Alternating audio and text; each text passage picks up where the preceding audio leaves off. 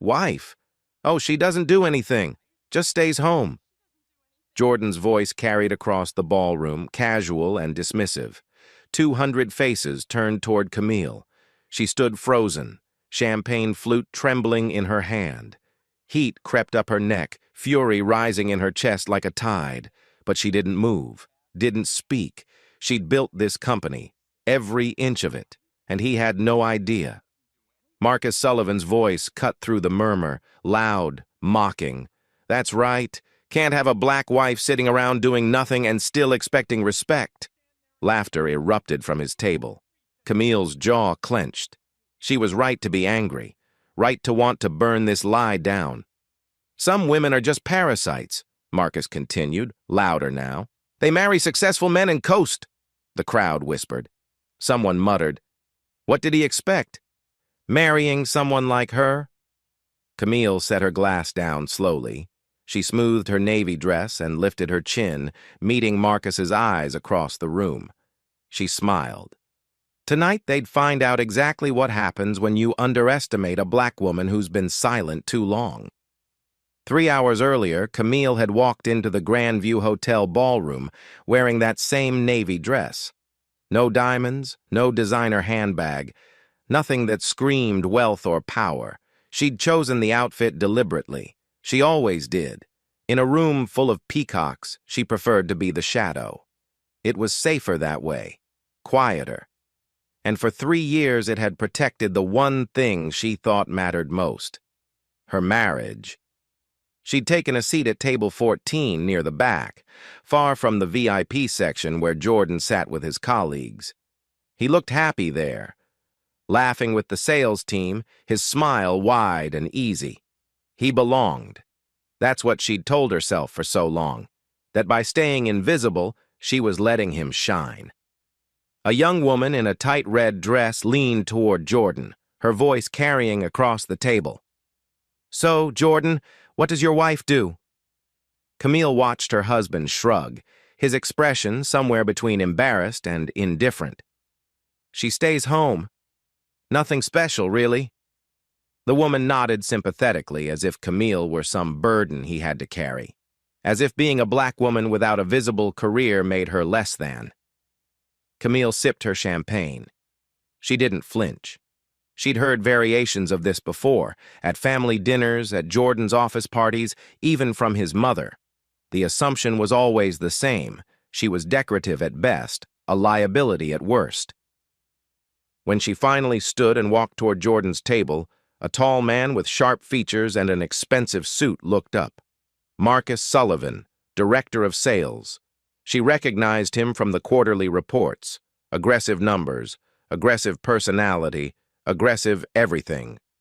His eyes swept over her with the kind of dismissiveness reserved for people he considered beneath him. "Oh," he said, his tone dripping with false politeness.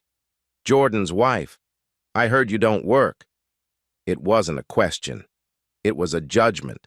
A woman beside him, blonde, polished, mid-40s, added her own venom. It must be nice, not having to worry about a career. Her smile didn't reach her eyes. Camille recognized the subtext immediately. You're living off him. You're a parasite. Someone at the far end of the table whispered, just loud enough for Camille to hear. "A black woman with no job. She's probably just riding his coattails." Laughter rippled through the group. Not loud, not cruel, but casual. Dismissive. The kind of laughter that said, "We don't even consider you a threat." Camille set her glass down on the white tablecloth, her movements slow and deliberate. She didn't respond, didn't defend herself. Instead, she let her gaze drift across the room, past the ice sculptures and the champagne towers, past the stage where the CEO of GenXTech, David Morrison, stood talking with board members. David caught her eye for just a second. He knew. He was the only one in this room who did. She looked back at Marcus, at the blonde woman, at Jordan's uncomfortable but complicit silence. And she smiled, small, calm. The kind of smile that said, "You have no idea who you're talking to," but they would. Soon. Jordan stood when he saw her approach, but there was no warmth in the gesture. It was performative, the kind of politeness you show a stranger at a networking event. "Everyone, this is Camille," he said, his voice flat. He didn't say "my wife" with pride. He said it like an obligation, like an apology. Marcus gestured to an empty chair with exaggerated courtesy. "Please, join us. We were just talking about the Q3 numbers, though I'm sure that's not really your thing." His smile was patronizing, the kind that made her skin crawl not because it was overtly cruel, but because it was so perfectly calibrated to look polite while delivering an insult. Camille sat. She folded her hands in her lap and listened as the conversation resumed around her. Lisa Mitchell, the blonde woman, director of marketing, launched into a story about a campaign she'd spearheaded. Every few sentences, she'd glance at Camille, as if checking to see if she understood, as if she were a child who needed things explained slowly. "So, Camille," Lisa said eventually, turning to her with that same brittle smile, "do you have a degree? Or did you go straight into homemaking?" The table went quiet. Not uncomfortable, curious. They wanted to see how she'd respond, whether she'd shrink, whether she'd prove them right. Camille met Lisa's eyes. "I have an MBA," she said evenly, "and a degree in engineering." The words landed like stones in still water. For a moment, no one spoke. Then Lisa laughed, light, dismissive. "Oh, that's impressive, but you're not using them, right?" "What a waste." Her tone made it clear. A black woman with degrees who didn't work was somehow more pathetic than one without them. Jordan shifted beside her. He didn't defend her, didn't even look at her. He just cleared his throat and changed the subject, steering the conversation back to safe territory. Sales projections, office politics, things Camille supposedly wouldn't understand. She let them talk. Let them perform their little dance of superiority. And while they spoke, she watched. She watched Marcus interrupt every woman who tried to speak, watched Lisa fawn over the men while dismissing the junior employees, most of them women, many of them black or brown, watched Richard Barnes, the CFO, laugh too loudly at Marcus's jokes, even the ones that weren't funny, watched Jordan avoid introducing her to anyone important, as if proximity to her might diminish him somehow. This wasn't just her husband's cruelty, this was a system, a culture, and she'd been funding it for 3 years. Camille excused herself quietly, slipping away from the table without fanfare. She moved through the crowd like a ghost, unnoticed, until she found herself near the far wall where a young black woman stood alone, her shoulders tense, her eyes scanning the room like she was looking for an exit. Camille recognized that look. She'd worn it herself once, a long time ago. "Are you okay?" Camille asked softly. The woman startled, then nodded quickly, too quickly. "I'm fine," she said, but her voice wavered. Camille didn't push. She just stood there, a quiet presence, until the woman spoke again. "They do this all the time," she whispered, "to people like us. And nobody ever says anything." Camille's jaw tightened. "What's your name?" "Zara." "Zara," Camille repeated, committing it to memory. "I'm Camille." She didn't say anything else, didn't make promises she wasn't ready to keep. But something in her expression must have reached the younger woman because Zara's shoulders relaxed, just a little. Camille pulled out her phone, her fingers moving quickly across the screen. She wasn't texting David Morrison about board meeting minutes. She was doing something far more deliberate. She opened her private email, the one connected to her legal team, her executive assistant, her board of directors, and she began documenting. Screenshots of the seating chart, notes on who said what, a list of names: Marcus Sullivan, Lisa Mitchell, Richard Barnes. She'd been collecting evidence for months, quietly, methodically. Tonight she'd add the final pieces. When she looked up, she saw Jordan laughing at Marcus's table, his head thrown back, completely at ease. He had no idea. None of them did. They thought she was powerless, invisible, safe to ignore. They were wrong. The lights dimmed. A spotlight hit the stage. David Morrison stepped up to the microphone, his silver hair gleaming under the harsh white light. "Ladies and gentlemen," he began, his voice smooth and practiced, "tonight we recognize excellence. Tonight we celebrate the individuals who've driven Genex Tech forward." Applause rippled through the ballroom. Camille returned to her seat at table 14, her hands folded in her lap, her face carefully neutral. "Our Q3 Employee of Excellence Award goes to someone who exemplifies dedication and results," David continued. "Jordan Laurent." The room erupted. Jordan rose from his seat, grinning wide, shaking hands as he made his way to the stage. Camille watched him go. She didn't clap. She just watched. Jordan took the microphone, and for a moment he seemed to glow. Confident, accomplished, validated. "Thank you," he said, his voice carrying easily across the room. "This means a lot. Genex Tech has given me so much, and I'm grateful." He paused, scanning the crowd, and his eyes landed on Camille. Something shifted in his expression. Not love, not gratitude, something colder.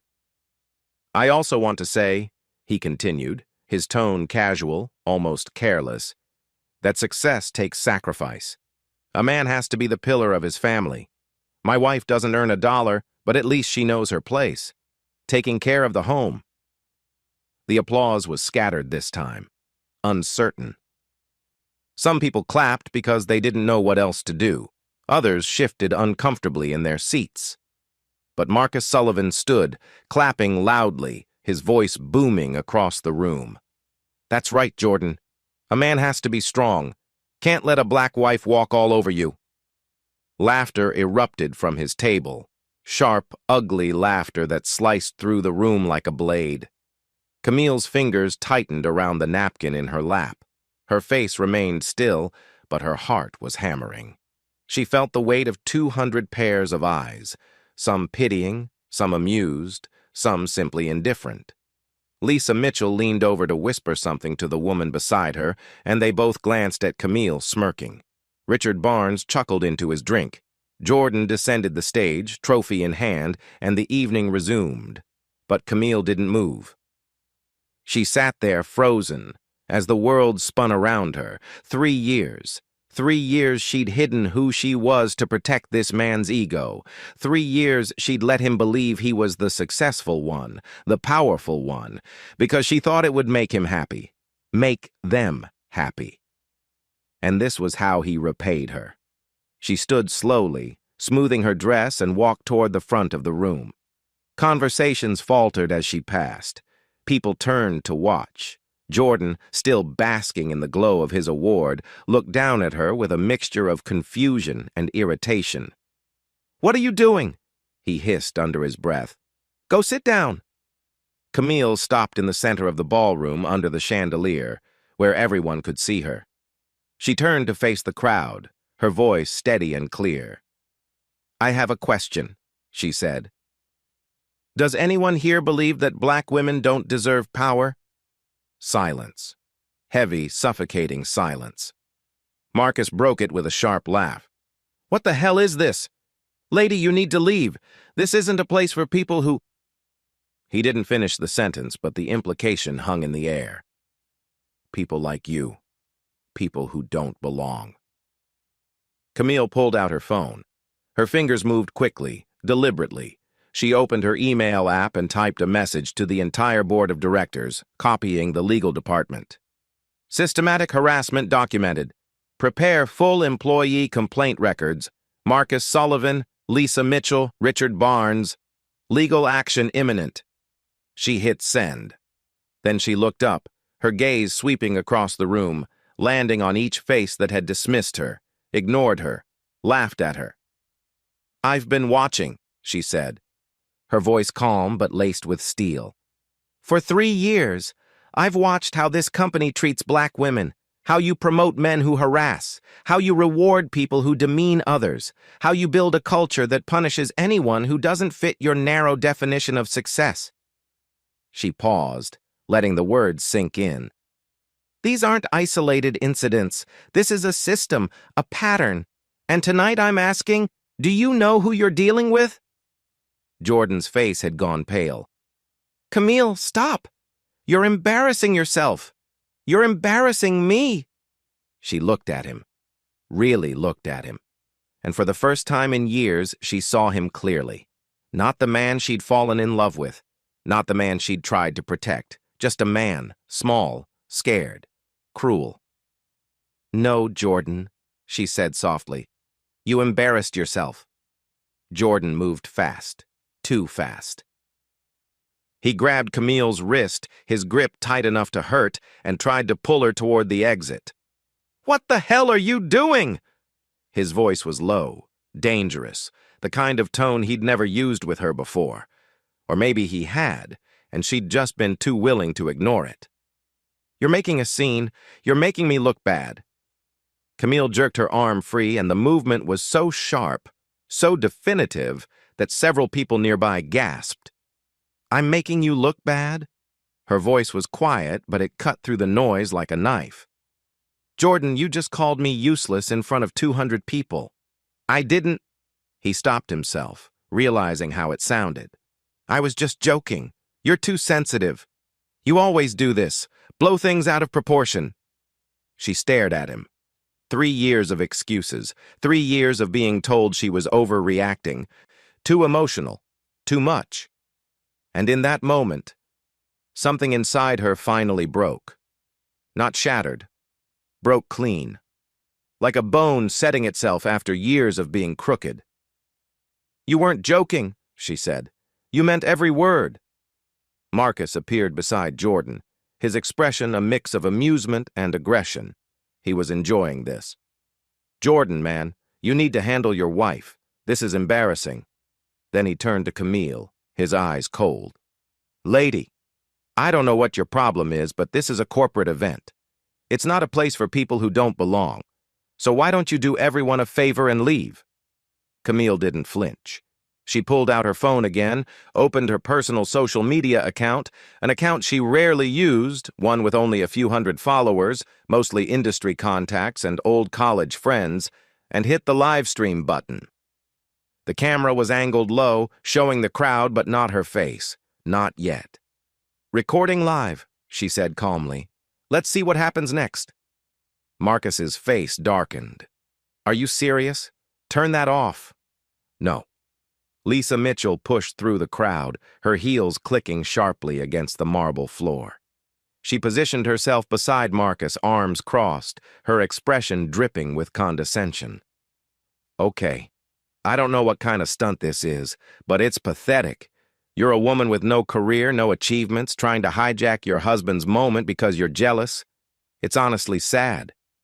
A few people murmured in agreement, but not everyone. Near the back of the room, a voice called out, young, trembling, but loud enough to be heard. That's not true. Zara stepped forward, her hand shaking but her jaw set. They treat black women like this all the time here. They harass us.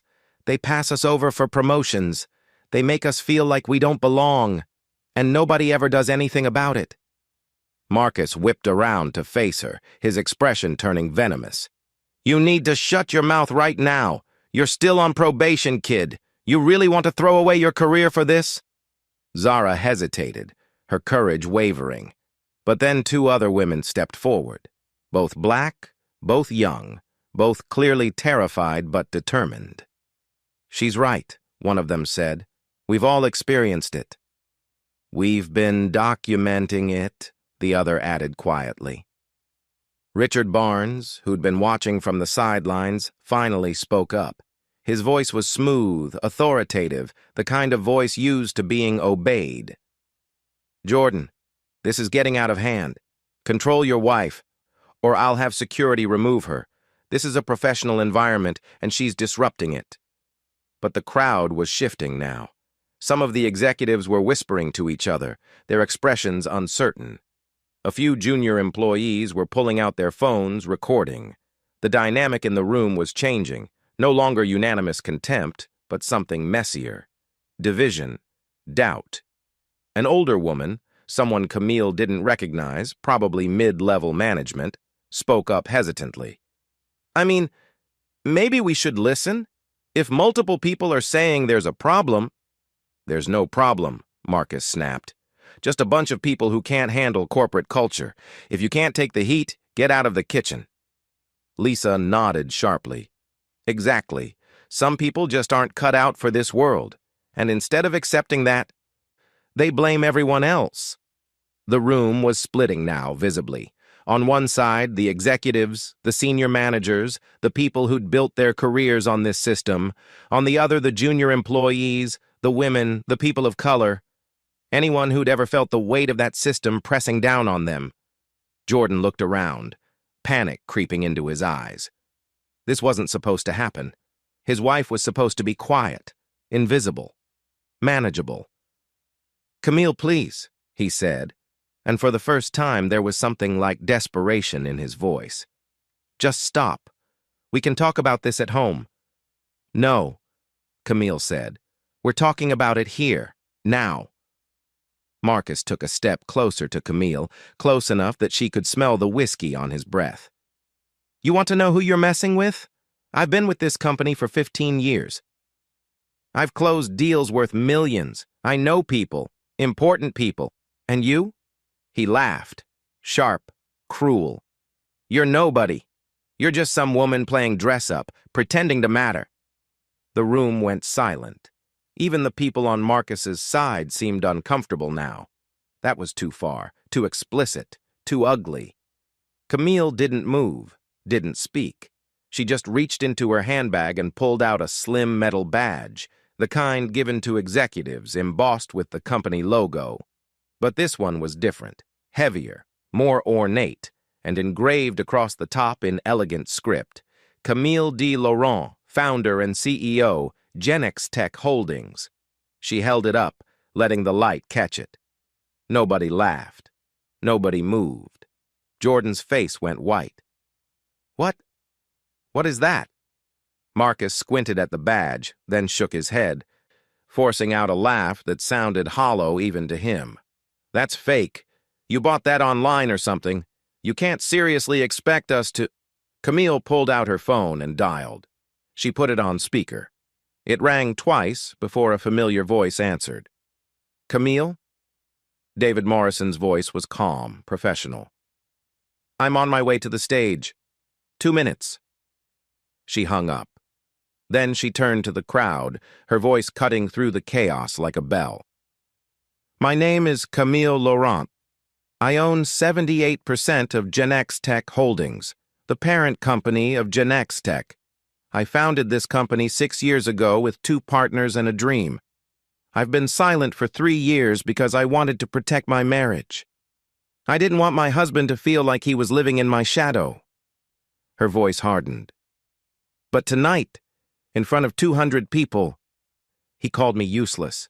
And you—" She gestured to Marcus, to Lisa, to Richard. "You treated me like I was nothing, like I didn't belong." Jordan was shaking his head, his mouth opening and closing like a fish out of water. "You're lying. You're not—" Camille looked at him, and there was something in her eyes now, something cold and final. "I never lied, Jordan. You just never asked." Her phone buzzed. She glanced down at the screen, a message from her lawyer. Harassment complaint filed. Marcus Sullivan named as primary defendant, awaiting your go-ahead for criminal charges. She looked up at Marcus. "You asked who I was. Now you know."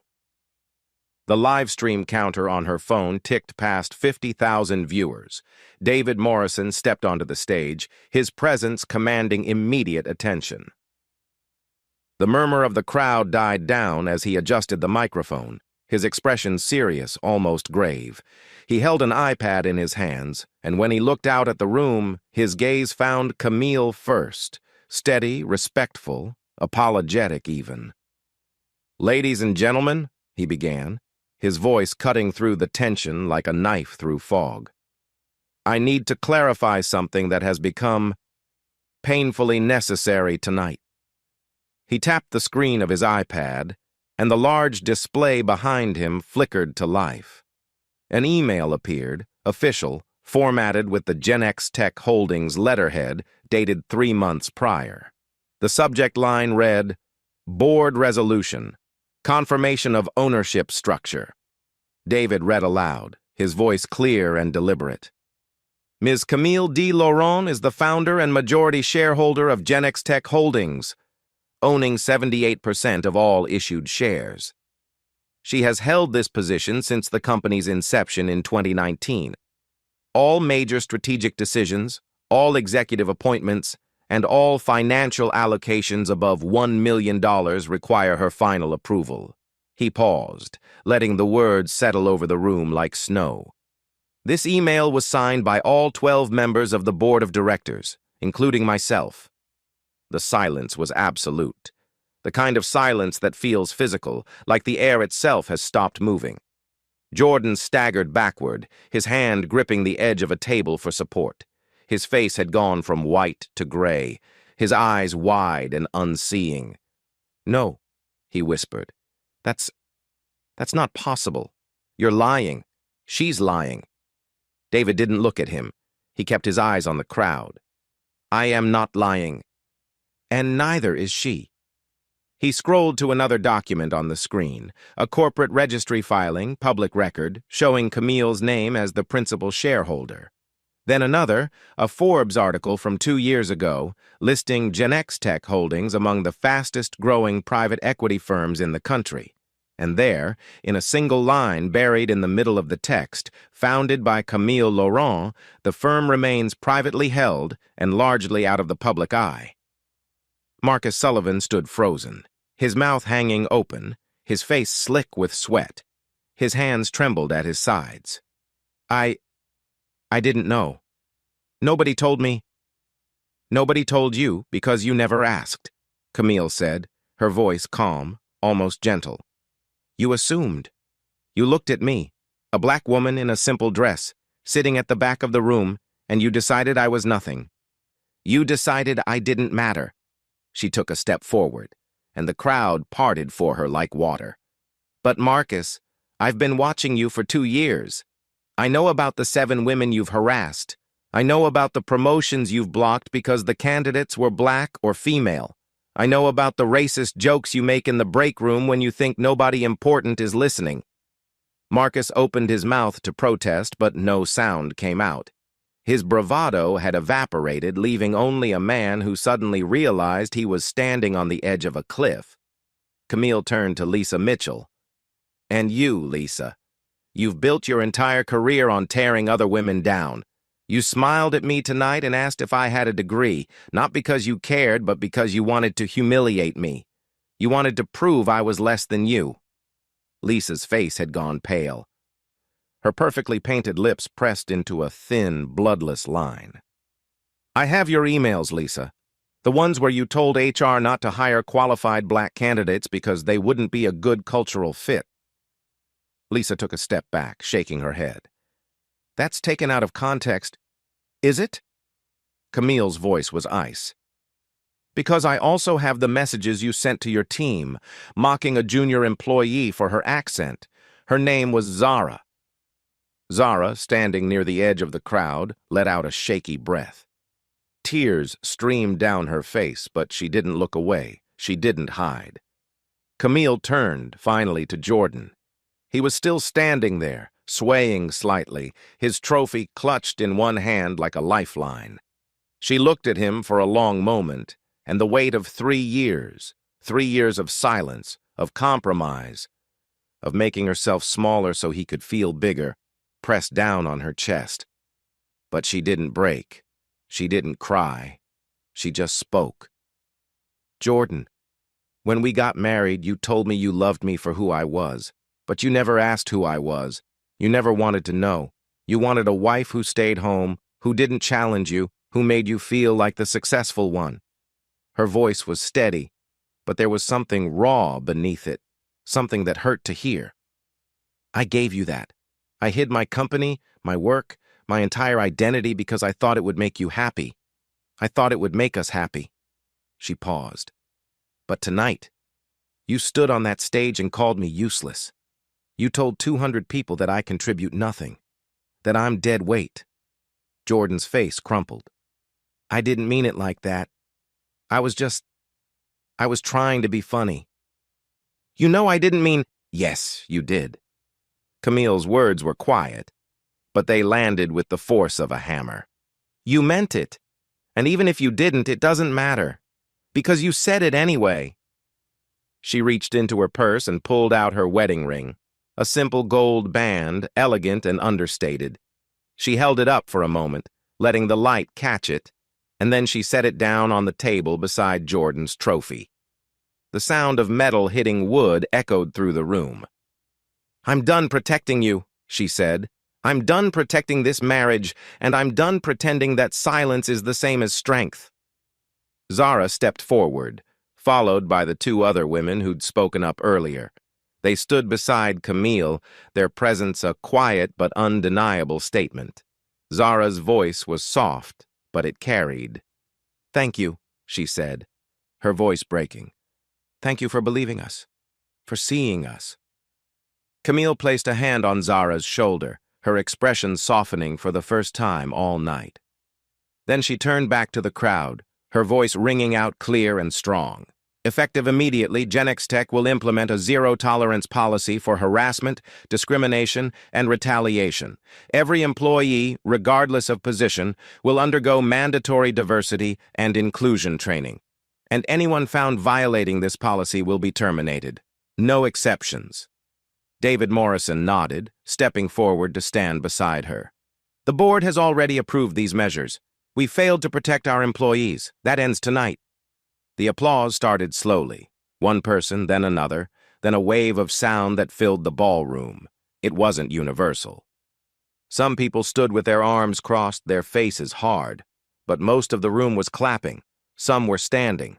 And in the back, near the bar, someone shouted, "About damn time!" Camille didn't smile. She didn't bask in the moment. She just stood there, shoulders straight, head high, and let the truth settle over the room like a reckoning.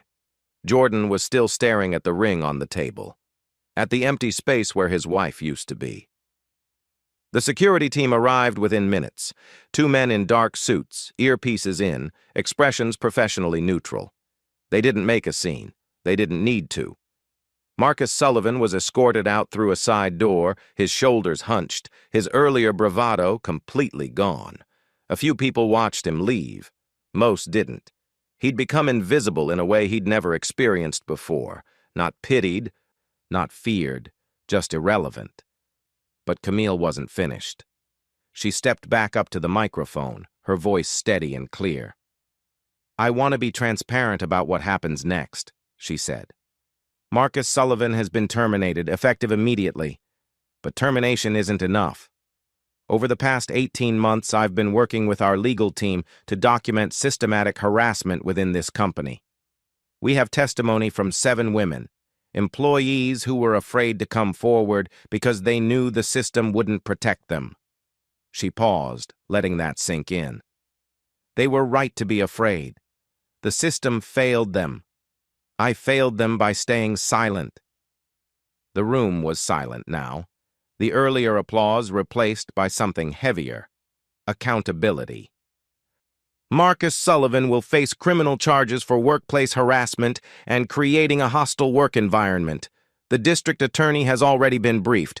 We expect charges to be filed within the week." Camille's voice didn't waver. "The sentencing guidelines for these offenses range from probation to 18 months in prison, plus significant fines. We will be pursuing the maximum penalty." A murmur rippled through the crowd. Criminal charges, prison time. This wasn't just someone losing their job. This was consequences. Camille continued.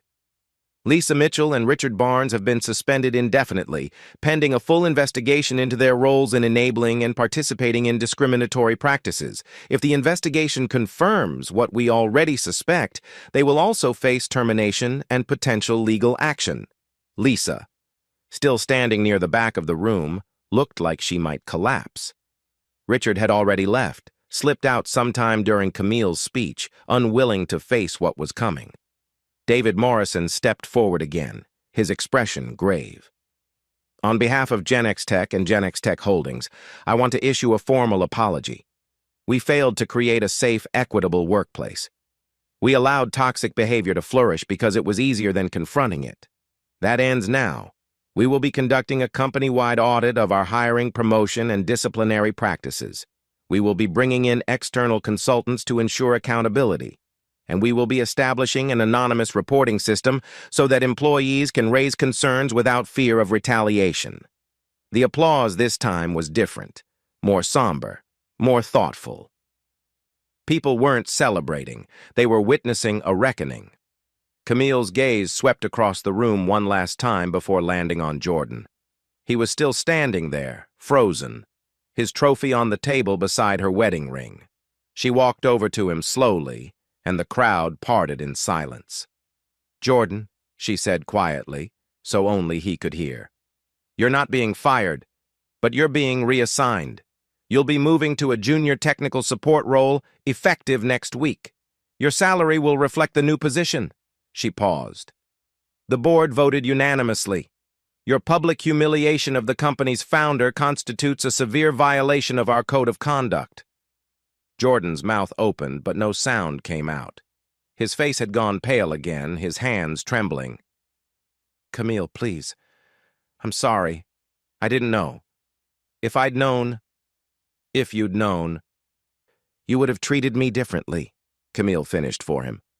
"But you shouldn't have needed to know who I was to treat me with respect. That's the point, Jordan. You didn't respect me because you didn't think I mattered." She picked up her wedding ring, slipping it into her purse. "I'll have my lawyer contact you about the divorce proceedings." She turned and walked away, and this time, she didn't look back. Zara and the other women followed her, a quiet procession toward the exit. As they passed, some employees reached out to touch Camille's arm, to whisper thank you, to simply nod in solidarity. By the time she reached the door, there were at least a dozen people walking with her, mostly women, mostly people of color, all of them carrying the weight of years spent being invisible. Outside the hotel, the night air was cool and clean. Camille stopped on the steps, taking a deep breath, feeling the tension begin to drain from her shoulders. Zara stood beside her, her eyes red but her expression determined. "What happens now?" Zara asked. Camille smiled, small but genuine. "Now, we rebuild. Better." By the time Camille got home that night, the story had already exploded across social media. Twitter was flooded with the hashtags Black Billionaire CEO and Silence is Not Protection. The live stream video had been shared thousands of times, racking up over 10 million views. News outlets were picking it up, business reporters were calling, and GenXTech's inbox was overflowing, 50,000 job applications in less than 12 hours, most of them from women, most of them from people of color, all of them hoping that maybe finally there was a company that would see them. 2 weeks later, a judge sentenced Marcus Sullivan to 18 months in prison and a $50,000 fine for aggravated workplace harassment. Lisa Mitchell and Richard Barnes were terminated after the internal investigation confirmed a pattern of discriminatory behavior. Both were named in a civil lawsuit filed by former employees. Jordan moved out of their home quietly, without drama. He didn't fight the divorce. He didn't ask for anything. He just left. And Camille let him go, feeling lighter than she had in years.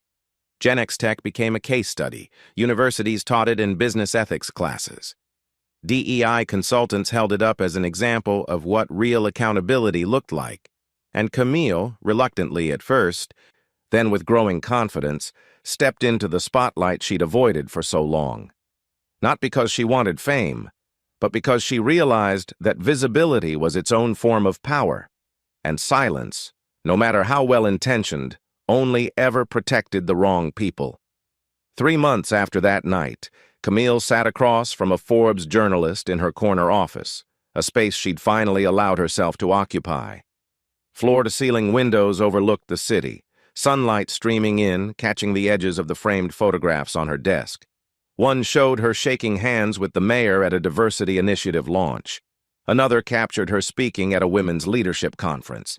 And in the corner, almost hidden, was a photo of her younger self, fresh out of business school, eyes bright with ambition and hope. The journalist leaned forward, her recorder between them. "So, Camille, why now? Why reveal yourself after all this time?" Camille took a slow breath, choosing her words carefully. "I didn't reveal myself to get revenge," she said. "I revealed myself because I realized that silence doesn't protect anyone. For 3 years, I thought that by hiding who I was protecting my marriage. I thought I was making space for my husband to succeed without feeling overshadowed." She paused, her gaze distant. "But what I was really doing was betraying myself. And worse, I was betraying every woman who worked for me, every person of color in my company who looked around and thought, 'There's no one like me at the top.'" The journalist nodded, scribbling notes. "Some people have criticized you for waiting so long. They say you should have acted sooner." "They're right," Camille said simply. "I should have. I knew there were problems. I had reports, complaints, whispers. But I told myself I was gathering evidence, building a case, waiting for the right moment." Her voice softened, tinged with regret. "The truth is, I was afraid of losing my marriage, afraid of being seen as angry or vindictive, afraid of all the things Black women are taught to be afraid of when we speak up." She looked directly at the camera the photographer had set up beside them. "But fear is expensive. It cost me my marriage, yes, but it also cost my employees their safety, their dignity, their belief that the system could work for them. That's a price I'll carry with me, and it's why I'm committed to doing better now." The journalist's expression was thoughtful. "What would you say to other women, especially Black women, who are in similar situations, who feel like they have to choose between their identity and their relationships, between speaking up and keeping the peace?" Camille leaned back in her chair, her hands folded in her lap. "I'd say this. Your worth is not determined by how small you can make yourself. It's not determined by who you protect or who you please. Your worth is inherent. It's yours." She paused, letting the weight of the words settle. "And I'd also say, you don't have to carry the burden of fixing broken systems alone. Find your people. Find the Zaras, the ones who are brave enough to speak even when their voices shake.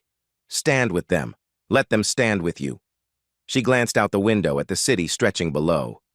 "Dignity doesn't come from silence. It comes from standing up for what's right, even when it costs you something, especially when it costs you something." The journalist smiled. "Gen X Tech's numbers are incredible now. 60% of leadership positions are held by women, 40% by people of color. Employee retention is up 43%. How does that feel?" "It feels like a beginning," Camille said. "Not an ending. We still have work to do. But for the first time, I feel like we're building something real, something sustainable, a place where people don't have to hide who they are to succeed." The article ran a week later under the headline, "The CEO Who Chose Herself, Camille Laurent on Power, Silence, and the Cost of Invisibility." It went viral within hours. Women across the country, across the world, shared it with one word: finally. Camille became something she'd never intended to be, a symbol, not of perfection, but of evolution, of the painful, necessary work of unlearning the patterns that keep us small. She spoke at conferences, sat on panels, mentored young women who reminded her of herself, brilliant, ambitious, terrified of taking up too much space. And every time she told her story, she ended with the same message: "I'm not special. I'm just a woman who got tired of being invisible. And if I can do it, if I can walk away from a marriage that diminished me, if I can stand up to a system that tried to silence me, then so can you." The letters poured in, thousands of them. Women who'd left toxic relationships. Women who'd reported harassment at work. Women who'd finally asked for the raise, the promotion, the respect they deserved. They all said some version of the same thing. Your story gave me permission to choose myself. And that, Camille thought, was worth more than any title, more than any amount of money. It was proof that silence wasn't protection. It was just another form of surrender. If you've ever been underestimated because of your skin color, your gender, your background, don't let them define you. Define yourself. If you've ever stayed silent because you were afraid of losing something, a relationship, a job, a sense of safety, ask yourself this. Are you losing yourself instead? Camille stood on a stage 6 months after that night, addressing a room full of women at the National Women's Empowerment Summit. The audience was diverse, young and old, black and brown and white, corporate executives and small business owners and students still figuring out their paths. But they all had one thing in common. They'd all been told at some point that they were too much or not enough. I spent 3 years making myself smaller, Camille said, her voice carrying across the auditorium. I hid my success because I thought it would protect my marriage. I stayed quiet when I witnessed injustice because I thought it would keep the peace. I convinced myself that silence was a form of strength. She paused, her gaze sweeping across the faces in front of her. But silence isn't strength. Silence is just fear with better marketing. Laughter rippled through the crowd. Recognition, relief, solidarity. Here's what I learned, Camille continued. Your worth is not determined by who sees it. It's not determined by who validates it or who diminishes it. Your worth is determined by who you are and by whether you're willing to stand up for that person, even when it's hard, especially when it's hard. She stepped closer to the edge of the stage, her presence magnetic. If you're in a relationship where you have to hide your light to make someone else comfortable, that's not love. That's coercion.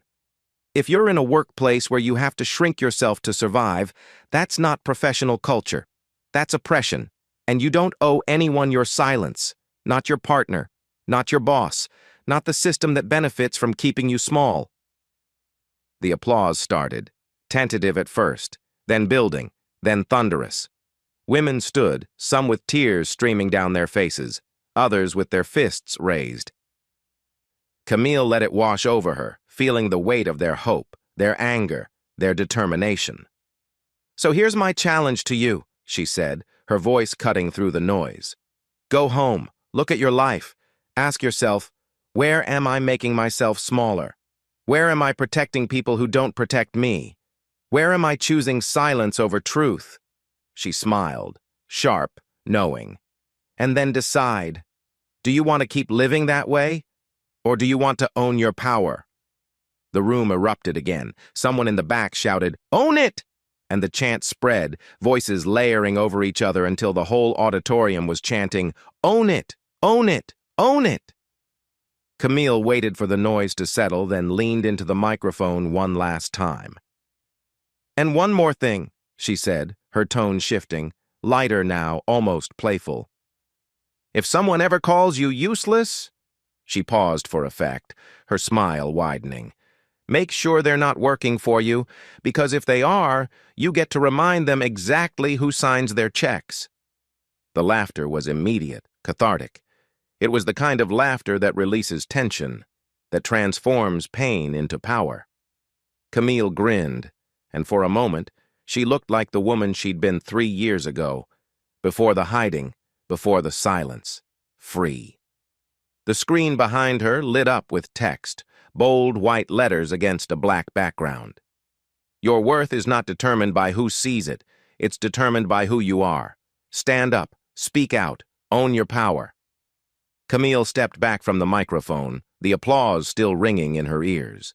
She looked out at the sea of faces, women who'd been underestimated, overlooked, told they didn't matter.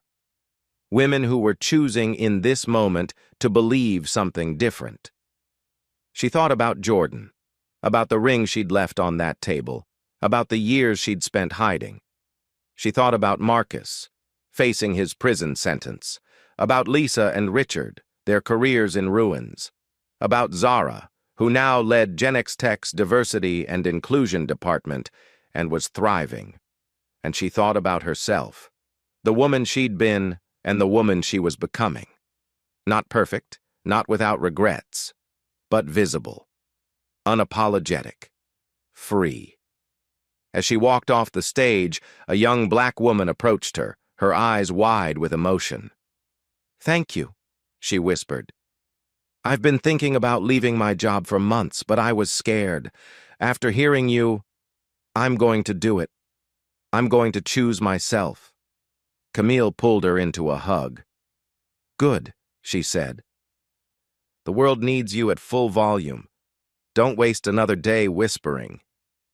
The woman nodded, tears streaming down her face, and walked away with her shoulders a little straighter. Camille watched her go, then turned and headed for the exit. Outside, the sun was setting, painting the sky in shades of gold and orange. She took a deep breath, feeling the cool air fill her lungs, feeling alive in a way she hadn't in years. Her phone buzzed. A text from Zara. "Just saw the live stream. You're trending again. Own Your Power is #1 worldwide." Camille smiled. She typed back, "Good. Let's keep it there." She slipped her phone into her pocket and started walking. There was work to do. There always would be. But for the first time in a long time, she wasn't doing it from the shadows. She was doing it in the light, and she was never going back.